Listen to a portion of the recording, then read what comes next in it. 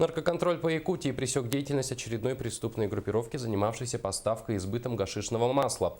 Группа состояла из 4 наркосбытчиков во главе с ранее судимым жителем Благовещенска. Чтобы выйти на след преступников, сотрудники наркоконтроля произвели несколько задержаний клиентов и продавцов наркотиков. В результате проведенной операции из незаконного оборота изъято гашишное масло в крупном размере. Данную партию, а это более 600 разовых доз наркотика, злоумышленники планировали продать в Якутске.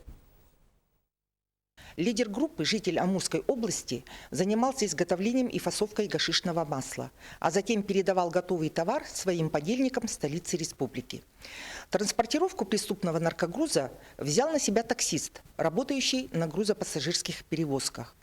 В обязанности подельников в городе Якутске входили поиск клиентов и продажа наркотиков.